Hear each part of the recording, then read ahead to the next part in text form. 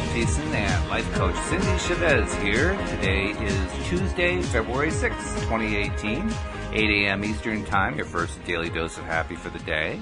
And Cindy, we are back in our little cold snap part of winter again. We got ice and snow coming, and so not a lot of happy people out there, except for my wife, who wants all the ice to turn to snow.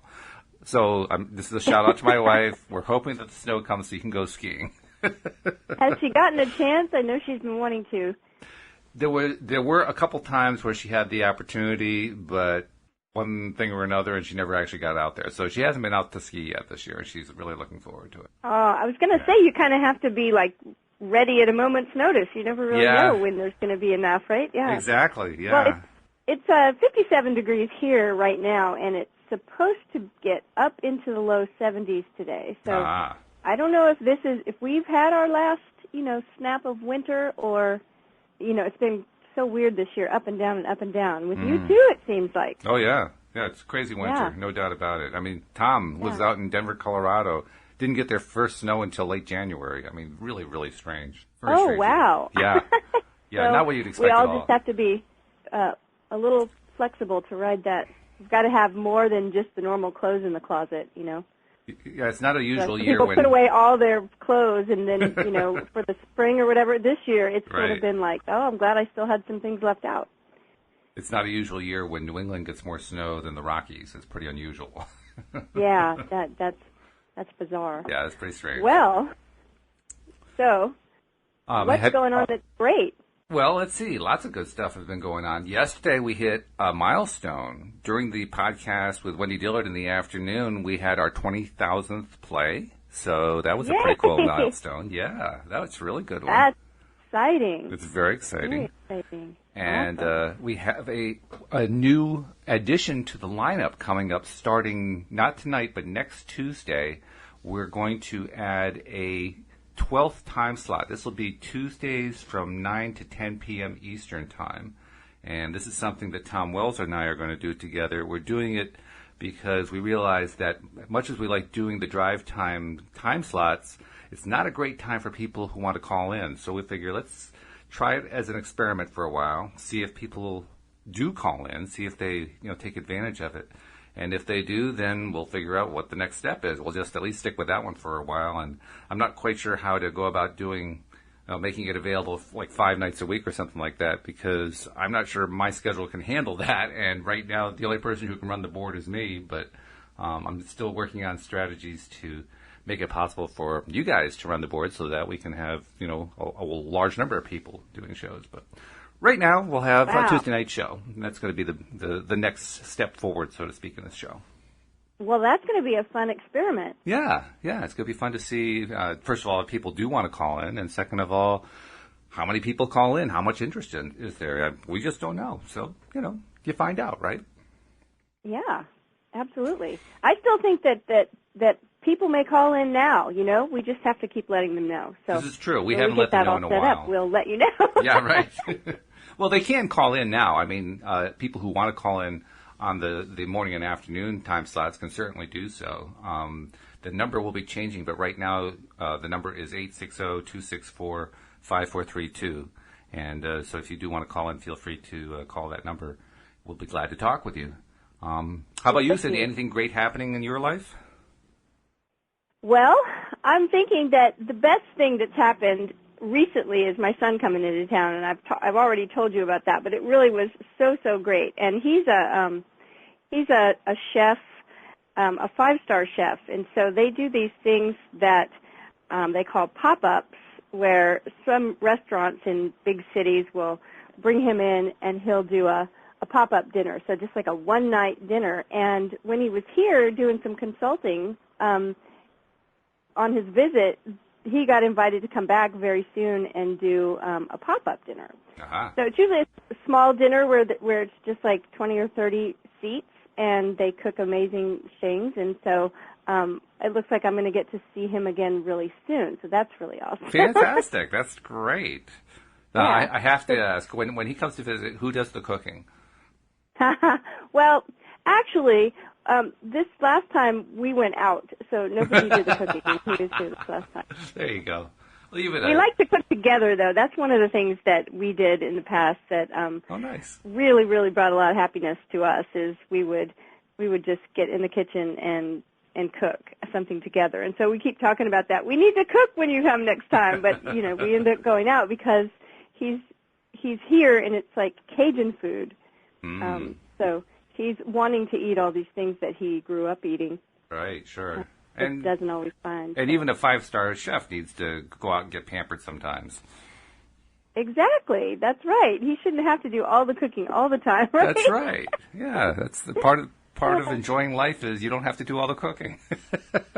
Hey, that's really part of my enjoying life. I'm going to tell you. I just cooked like a fiend for like decades, and then I joked about it, but I used to say, yeah, I think my cooking meter is pegged. Like I've already done all the cooking one person can do in a lifetime. Now I'm ready to just have someone else do it, and the cleaning dishes too. Oh, that's funny. That's great. The other part. Actually, it ties in with the topic too. Today, Walt? Well, it ties into the topic because the topic is happiness strategies, and one of the happiness strategies has to be not cooking all the time. It's kind of funny. I think as humans, and some of us probably more than others, but we can be fickle sometimes, and things that really bring us a lot of joy, if we get burnt out on them, not bring us so much joy anymore, right? So I think that's part of expansion and part of us always wanting to do more or have more or be more, to explore, to adventure, is that if we get, I joke sometimes about the difference between a groove and a rut, right? It's like sometimes we feel like this is working so great, I'm really in a groove, but sometimes that same activity, whatever it is, can start feeling like a rut if we get tired or burn out on it. So I think that's one of the strategies maybe for more happiness is to be aware of what things are bringing us joy. So just because they brought us joy like 5 years ago, doesn't mean they still are now. That's true. So is a groove a rut that's kind of worn out, or the other way around? Well, if you think about it, the definition is probably pretty much the same, right? And yet they really have different meanings when you use them in a sentence. Yeah. I mean, because when I think of a groove, I think of, well, this shows my age, but I think of an old vinyl LP record. Your needle is in the groove of the record, whereas a rut is like this big, kind of rotten, large, trenched out thing, right? So it's the groove after it's the groove after like 15,000 plays of the record. There's nothing left of the record, So yeah, I think it's important to be aware.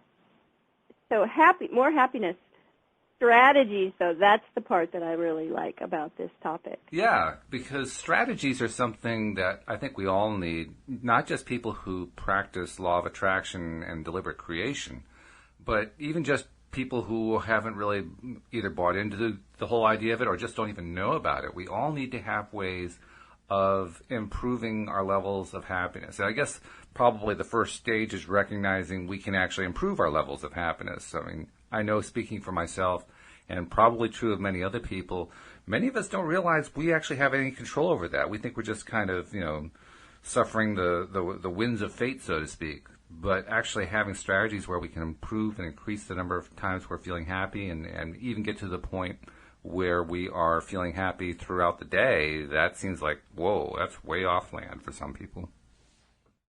Well, it's funny because the word happiness, if I recall correctly, the etymology of the word is that it's like something, it's from the word hap, or like happens, right? I happed upon something. Like it has nothing to do with what we have control in. It's just something happened. But we do have control over it. We can create strategies for our happiness. And yet, like you said, I think about people that say, and they may say this of other people more than themselves, but they may define themselves or someone else as to their level of happiness. Like, oh, yeah, she's not a very happy person. Right. Right? Or they'll say, well, I'm I don't find too much happiness. And so there's that self-definition. It's that becomes that I am statement that has so much power. And so when we recognize, no, it is up to us. And there are concrete things we can do. It's not all about just mental activity, like I have to psych myself up and pretend like I'm happy. That may work sometimes, but there are actual physical, concrete things we can do. Like I read one time that making your bed in the morning is one of the most important things that you can do to raise your happiness level. Well, maybe your happiness level. I really dislike making my bed. Well, the reason it was a scientific study, and the reason why they said that was because people that made their bed, well, first of all, most of the time when people make their bed, it's in the morning when they get up. So it's one of the first things that they do, and that they have a sense of accomplishment after doing it, however small. Yeah. I mean, we've talked about kind of game theory before. It almost, to me, sounds like one of those things, right? It's like we get a badge, the bed-making badge. Right. So we make the bed, we get up and make our bed, and we have started the day completing something that gave us a sense of accomplishment. And right there, the brain chemistry starts to say, oh, this is good, happy chemicals start happening. Well, that's definitely part of it. I love that example, though, because it's something that people can actually do. They're not just waiting and hoping that they're going to be happier. They can take a step. Okay. And you don't have to, Walt. Well, I won't, but I'm glad that other people can. That's good. It's good that other people can get happy doing that. For me, it's an annoyance, but I'm glad that they like it. That's good. And I was looking up online as you described the etymology of happiness because I was curious, after what you said there. And sure enough, I mean, the etymology basically comes from an Old Norse and Old English root, hap, the root of happiness, which means luck or chance. Right.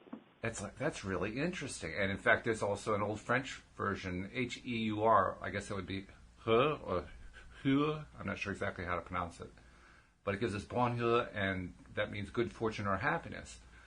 And once again, there it is, fortune. So it definitely, over the years, it has started from the idea of being fortunate, of being lucky.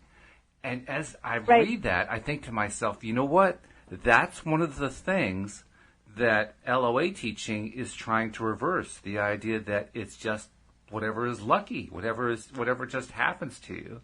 And it's not. It's more than that. So I actually feel proud now to be part of the Law of Attraction movement because we're trying to make a significant change in the way that we define a key word. The word that I kept trying to think of when I was talking about that was happenstance. Right. I don't know if I said it or not, but so it goes back to what you just said, the lucky or by chance. And no, let's change the definition here to be something that we can do. But something that's interesting that I want to mention is the idea of, and we've talked about this before, but the idea of having basic needs, and that when we have those needs met, we feel better. Mm-hmm. And when those needs aren't met, we feel uncomfortable. Like I like to use the words comfortable or pleasurable and uncomfortable or painful instead of we feel good or we feel bad. I know I just try to stay away from good or bad just because all of our emotions are valuable. But the other word that we're talking about today is strategy. And I often tell people when they tell me that they have a need for something, they're really talking about a strategy, not a real need. That's true. If we can get clear on the needs, then we can actually create a strategy that will work instead of getting the two confused. So how do we begin looking at the needs then? How do we evaluate this from the perspective of I want to feel happier, but I'm really looking at a need. So how do I start that conversation? Well, I think it's just a bit of self-inquiry, and it actually can be difficult at first if we're not used to doing it, especially if we show up from a mindset of this original meaning of the word, right, of like happenstance. Like you hear it in people's language, and maybe they will have an idea that they'll have someone that they know of that seems to be very happy, and they attribute it to luck, right? Like they'll go, right. oh, good things are always happening to him. He's so lucky. Like every time he turns around, some good thing happens, and that's why he's happy. And see, I'm miserable over here because these good things aren't happening to me, right? So it's that kind of a mindset. And if we can kind of shake out of that and figure out, okay, what is it? Like, if you feel unhappy that a certain thing is going on, it's attached to a need that you have. And so that's, instead of just being in this mindset of, oh, I'm so unhappy. Like, it's been raining for 3 solid days, and I'm just so unhappy. I'm so unhappy with this rain. Okay, we can talk about that and be unhappy, or we can go a step further and say, well, what is it that you really need? Like, if I'm feeling unhappy, it's because I have a need that's not being met. And maybe the need is to get out and be in community, and that hasn't been able to happen because of the rain. Or maybe the need is to get out in nature, and that hasn't been able to happen because of the rain. Or maybe the need is just for sunlight. Or, the needs can go on. And when we hit that one, that's the one, it's like, oh, that's what I really needed. And sometimes we can figure out another way to get the need met. True. And sometimes just figuring out what it is such a breakthrough that it feels like, oh, gosh, I feel so much better already just knowing what this is. Yep. Mm-hmm. Right? Yeah. And so if I say that I need a certain thing, often it's the strategy. Like, I use this example sometimes when I'm teaching, is that I can say, Walt, I need you to take me to lunch.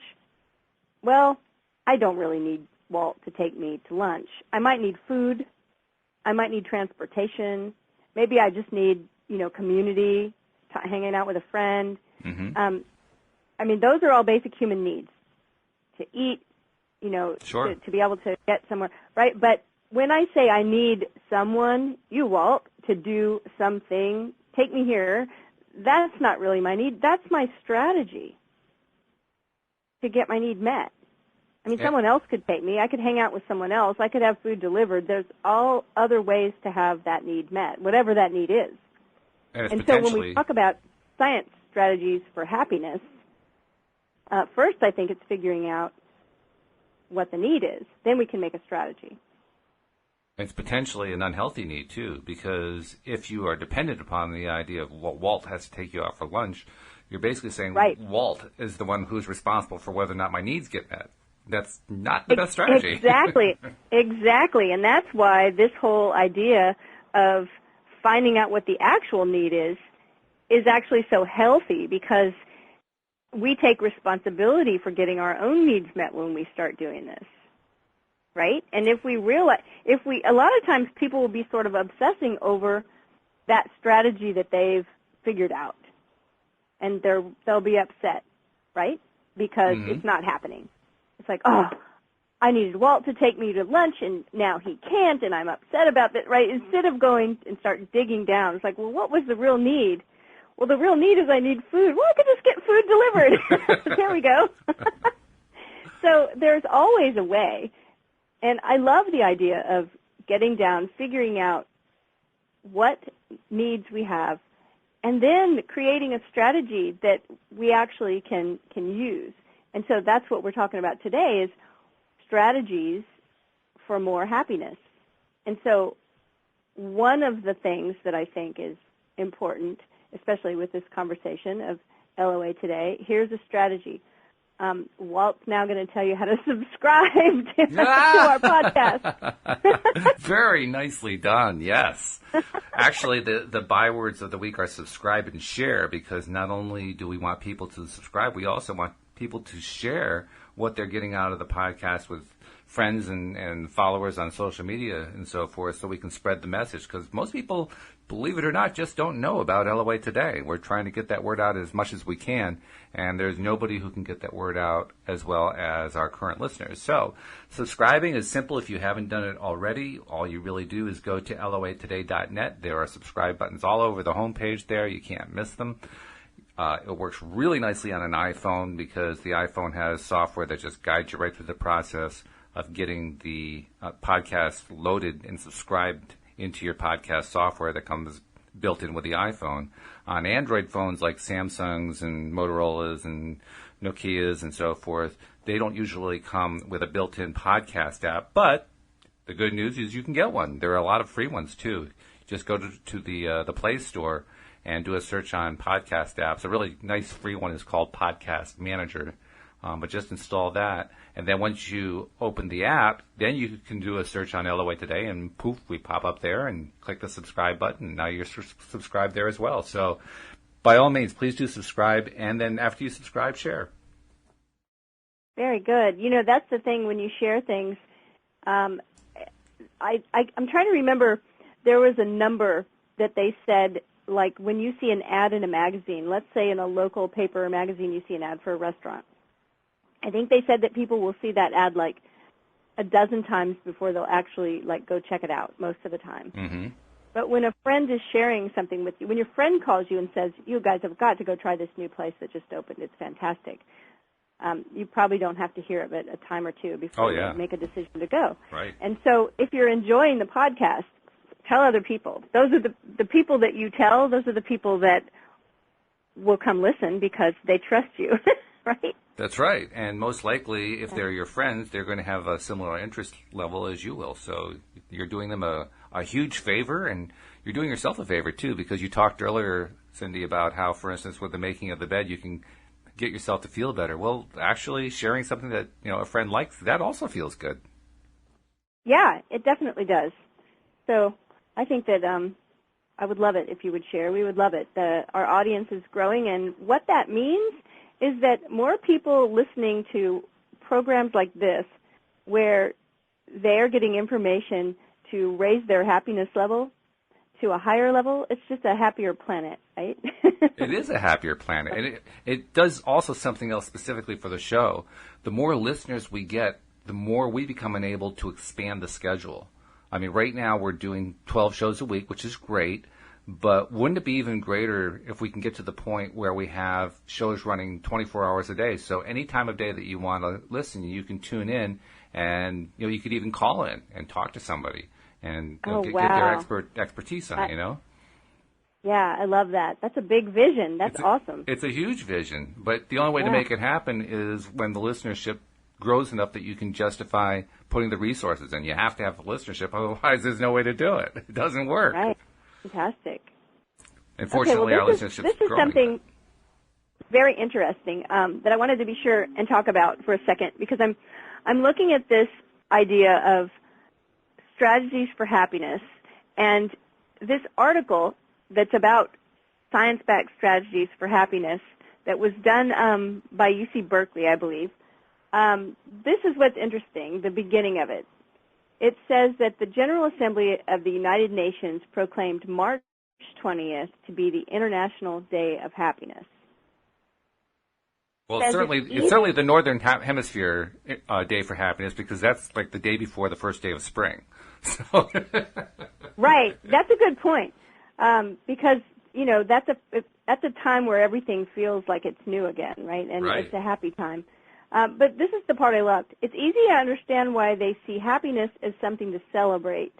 Happy people are healthier. They get sick less often. They live longer. Happy people are more likely to get married and have fulfilling marriages. They have more friends. They make more money. They are more productive at work. And this is based on decades of research. So they're healthier, they're happier, they're wealthier, and they have more friends. That pretty much covers like 98% of the things that people want. Like what people want, right? That's what I was going to say, is when someone comes to hire a coach, I can tell you that it's usually going to fall into one of three areas, but it always falls into one of four. And those areas are relationship, health, money, and their purpose, their path in life, right? That's everything that I just read. Yeah. They're more productive, they make more money, they're more likely to get married and have fulfilling marriages, they have more friends, they're healthier, they get sick less often. So I like the way this article wrapped up that paragraph by saying, based on decades of research, it's become clear that happiness is not just a personal issue. It's a matter of public health, global economics, and national well-being. So if that opening paragraph isn't enough to perk us up and get us to say, okay, this is really important, right? Well, if it's not enough to get us to perk up, then it's probably time to go find a psychotherapist because we're in deep depression at that point. Yeah. But here's the thing. I think that sometimes depression is even made worse by that idea of happenstance, right? Mm-hmm. Sure. And so this is like the big cure for thinking that we have to wait around for something good to happen. We don't. We can actually put some things into practice, lots of things actually. And the more I look at this, the more, and I know there's been books coming out in the past 5 years and, you know, about happiness, but a quick Google search on strategies for happiness will bring you lists and lists of actual things you can do. And some of them are really remarkable. And some of them are very simple, and we may take them for granted, like acknowledging the good, right? Yeah, sure. In fact, as I think about it, I just saw something earlier today that we talked about pre-show, indicating just how powerful the need is for happiness, because a number of years ago, Harvard University had their most popular course ever, and it was a course in positive psychology. And it was a course that Sean Aker, the author, was a teaching assistant for, and that actually helped define his career, the experience of that class. Well, Yale University just broke the record because this year they're offering a class that has 1,200 people. The Harvard School had 900 people in that class. This one has 1,200 people in it. And, you know, when you get 1,200 students at a very competitive institution like an Ivy League school, Yale University, Harvard University, those are really competitive schools. And when you get 1,200 people in a school like that signing up for happiness, you know there's a need for it. There's a driving need for it. I think that's just phenomenal and amazing that there was such, you know, a rush to register for those classes. Because it's something that you told me earlier was about how fast the class filled up. Yeah, they offered the class. 300 people had signed up after the first day, 600 within like 3 days after that. A week later, it was up to 1,200. It was like, boom!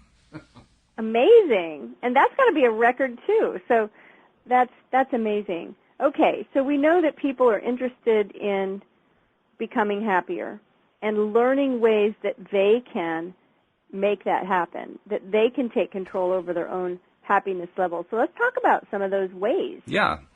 And I don't know about you, I have a number of favorites that I've developed over the years because early on, when I was first exploring the law of attraction and how to apply it in my own life and trying my own early experiments and failing in many cases, I wanted to know, well, why isn't it working? I mean, is this just a great big fraud, or is there something that I'm just not doing right?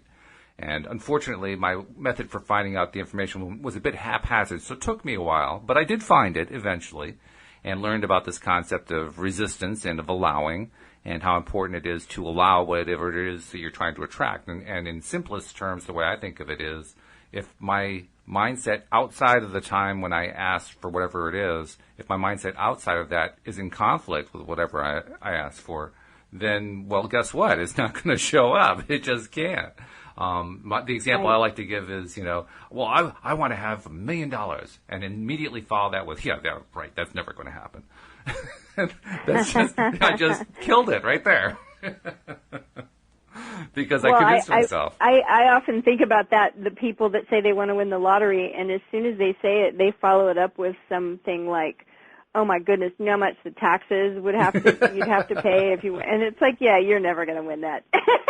You don't want to pay the taxes. I love the story that Joel tells about that. He says Joel works a lot with people who have gambling addictions.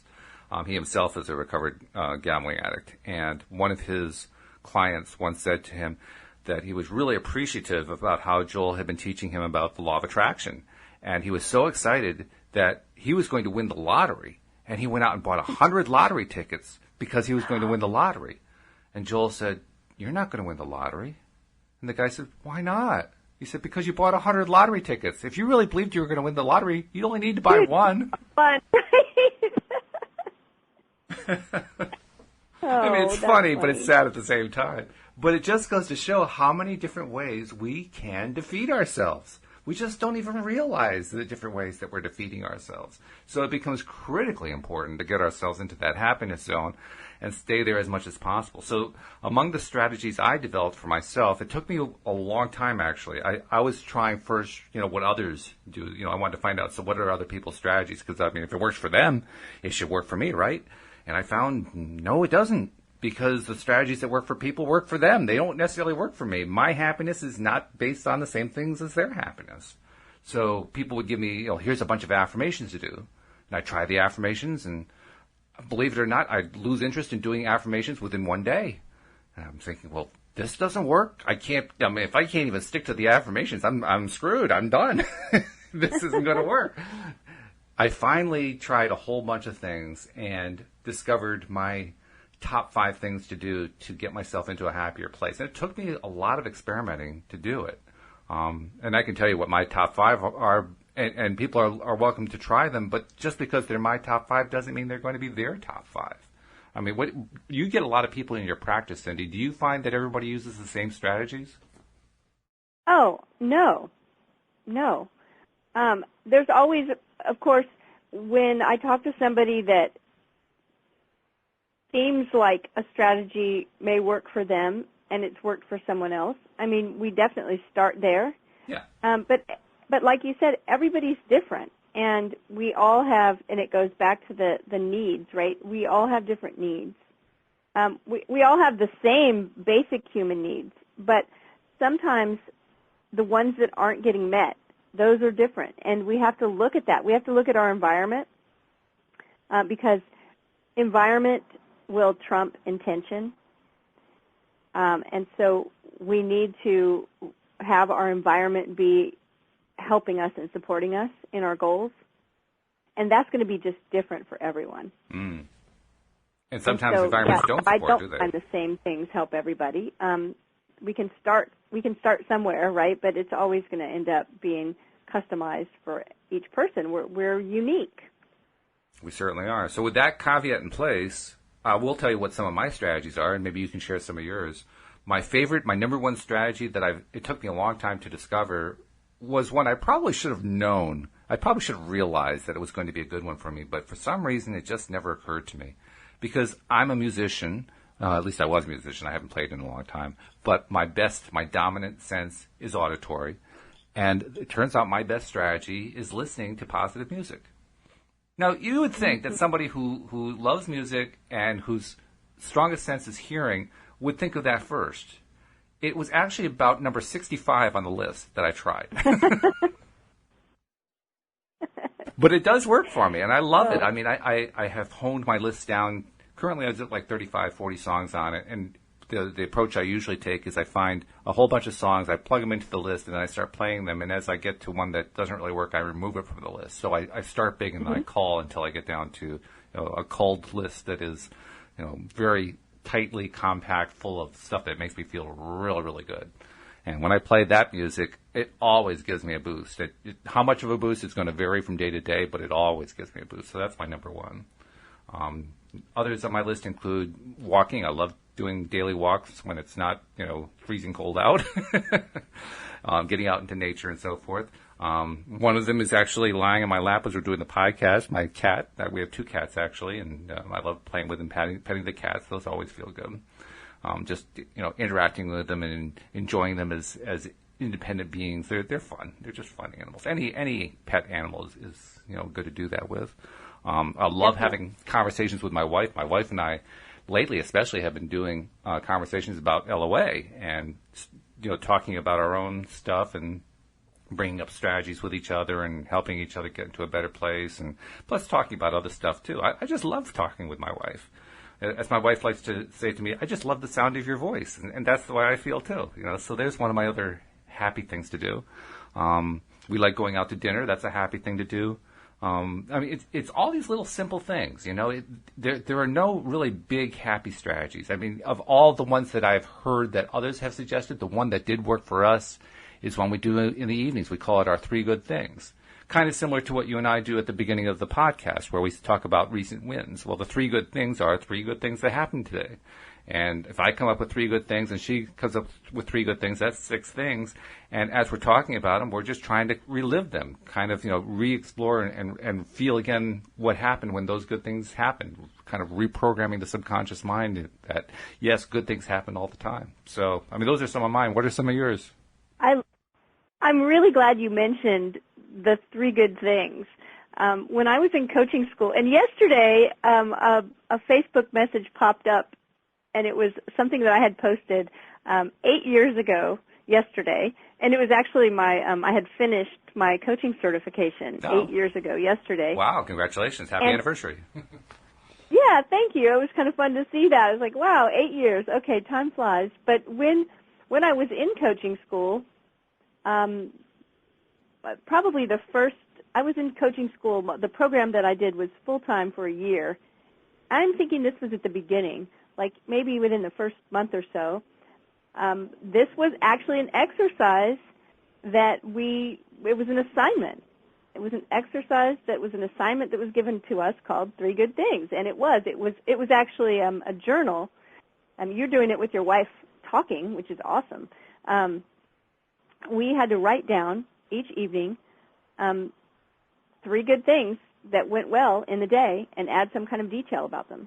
And what was interesting was that there were 2 instructors that had come from Australia, I believe, and they were like student teachers. They had gone through the program maybe the year prior or a couple of years before, and they had come in for a long weekend and were doing a little teaching because they were going to become instructors, and so they were kind of doing their student teaching. And this was the day that we learned about the 3 good things exercise. And the one woman, they asked her to talk about it, and she talked about when she learned of this exercise, and I wish I could remember all the details. I can't. I just remember that her whole life changed. Like, she started talking about the changes in her life from just doing this one thing, and they were big, dramatic shifts and changes over the course of like 6 months.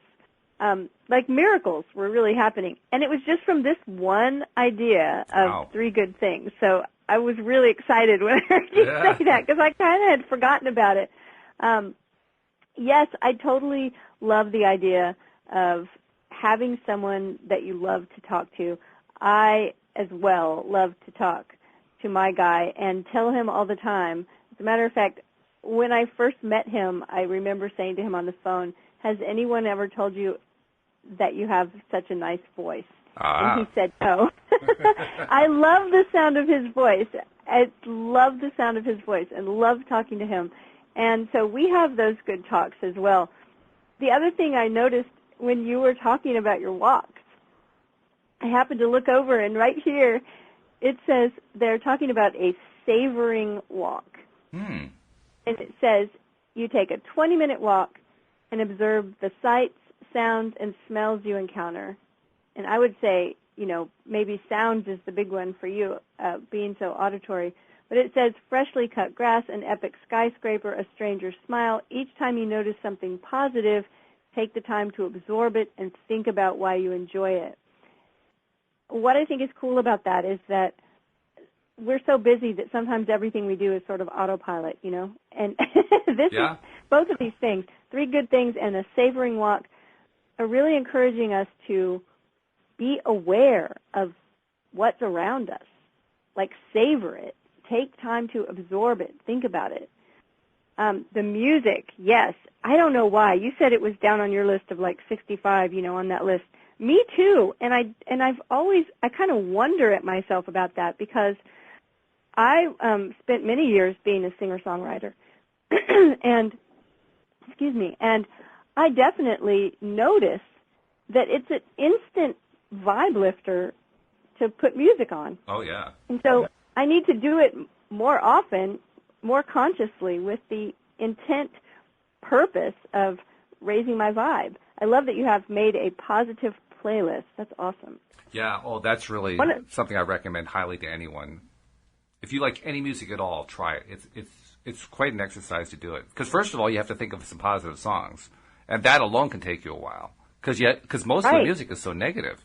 The themes are negative, and a lot of the music is angry, especially if it's like rock and roll, that's hard rock, something like that. Oh, I mean, after a while, you just feel defeated. You're sad or depressing. Sad the blues. Music out there, right? Oh yeah, I mean, please help me. And actually, that's one of the reasons I stopped playing music, believe it or not, because all the music that I was playing was so depressing. I've actually gotten to the point now where I'm thinking maybe at some point I start taking up a musical instrument again, assuming I can just keep myself on this path of just listening to positive music, stuff that makes me feel good. Yeah. Well, I think that creativity, speaking of picking up an instrument, writing music, playing music, with me, any kind of creativity is going to boost my happiness level. So, and it's something that this year I have made a strong intention and a declaration even, because I keep telling people, and I keep doing it, to make sure that I want to say every day. It's probably not going to be every day, but at least most days that I take some time to do something creative. I'm a painter and an illustrator in, a hobby, something I like to do.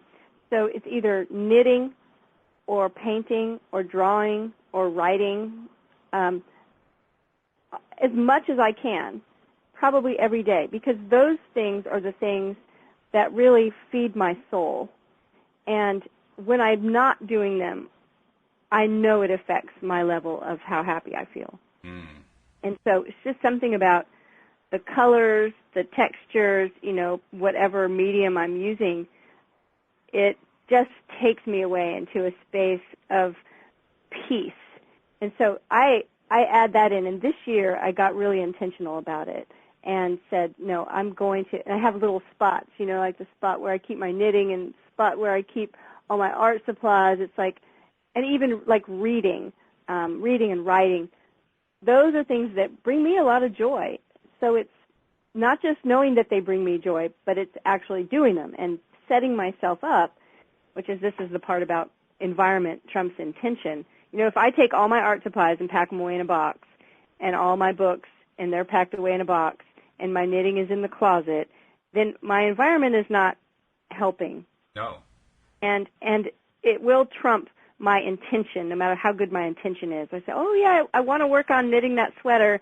And then every time I think about it, I'm like, but I have to get into that box in the back of the closet and drag it all out. And, I'll just do it later, right? And it's something that just gets procrastinated about forever because it's not, my environment is not set up to support that activity. And so that could happen with anything. It could even happen with music. Having an easy way to just put the music on. We have to make it easy for ourselves and set up our environment to where the things that we want to do are accessible to us and not a big hassle. It's one of the reasons why I never sew anymore, because in this house I don't have a sewing room, and it requires me to drag out the sewing machine and clean off the dining room table and set up all the sewing there, and it's just a big pain. So it's like, no, I don't want to do that. Well, yeah, with the music, So I'm grateful to Steve Jobs because he made it easier to put music in the environment. I mean, he and Apple invented the iPod and then later the iPhone. So, I mean, not just with iPhones, also with Android phones too. Now you can carry your music around with you, all in this little device that goes into your pocket, and it's all your favorite stuff, and you get to decide what's going to play. I mean, what an empowering tool that is. There's that quote that says, any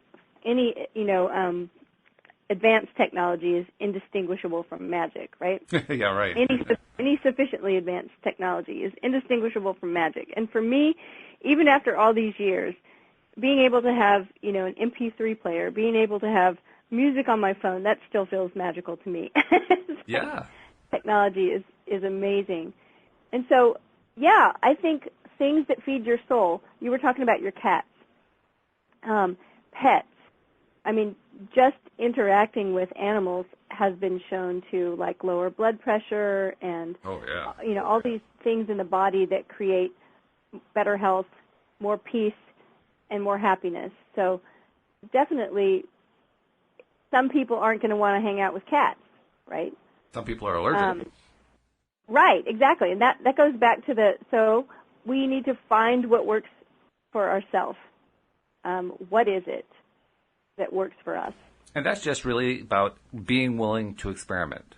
And experiment means being willing to try something that doesn't work and not giving up and saying, okay, well, that one didn't work, so what's the next thing that I can try? And persisting until we finally get to the point where we find one or two or even three or four or five different things that work for us. And sometimes you just have to try stuff in order to find it. Now, there's an interesting thing about, yes, agreed. We have to be willing to be a little adventurous, right? Trying new things is important. I think that's part of, though, everything we've talked about, we can fit that in, like conversations and music, like listening to new songs, creating, even with my knitting, trying a new pattern, with making art, trying new supplies, just being willing to kind of go beyond what we know a little bit, and even on your walk, right? You're probably out there looking for new things that you haven't seen, noticed before. But this is what I saw that I thought was interesting, and I actually did a workshop where I used an exercise like this, and it was subtraction of things to appreciate them. So imagining your life without a certain thing that you appreciate will cause you to appreciate it more, and that raises your happiness level. That makes sense when you think about it, because the more you appreciate and it's something we don't the normally do, right? So it's right. It was an interesting exercise that we did where we actually painted a picture, and then the people would go through, they would pick 5 things that they just painted in their painting. So just imagine like a really simple picture that a kid might draw with a sun and a house and a tree, right?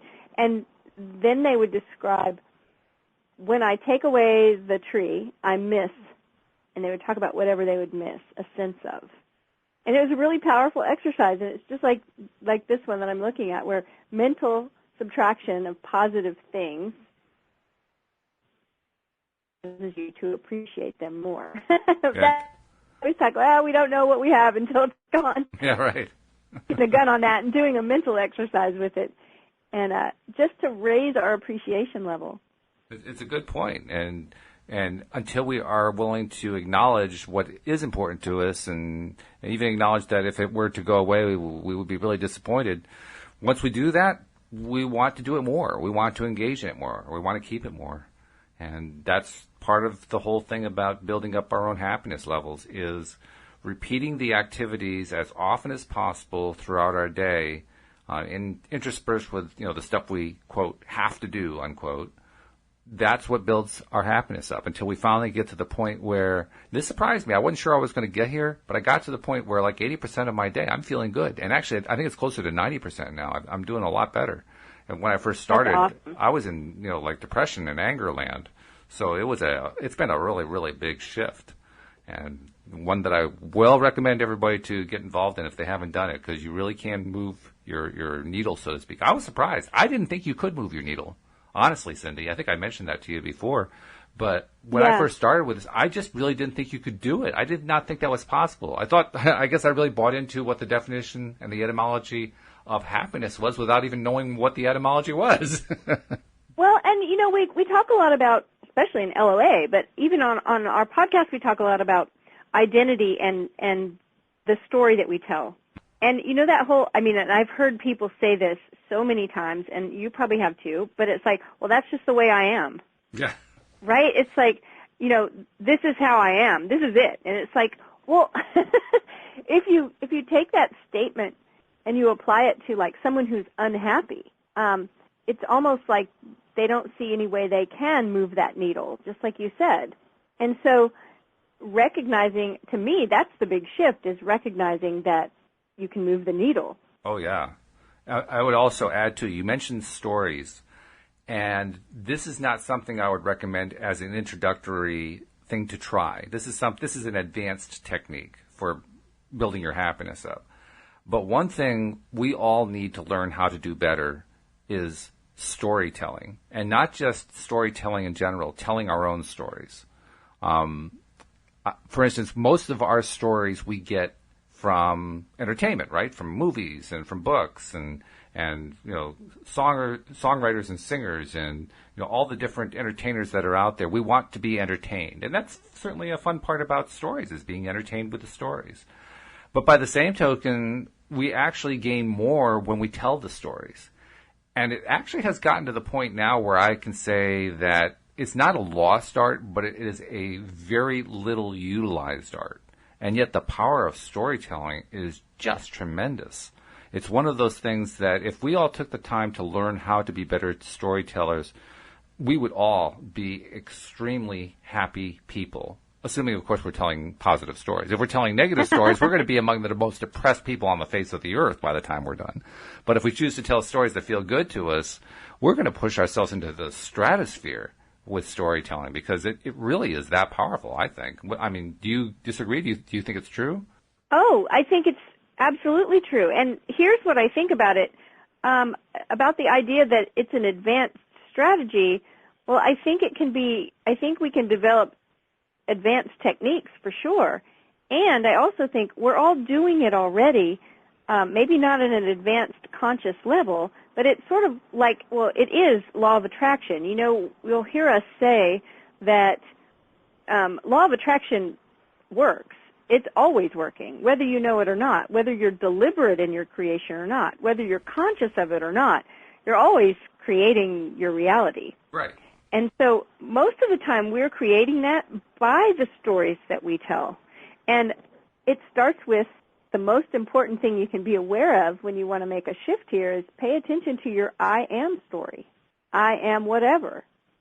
Because we tell that story, we tell these stories all the time whenever we describe ourselves, sometimes in our head and sometimes to other people. We've talked about those stories that we hear people tell, oh, I'm terrible at math.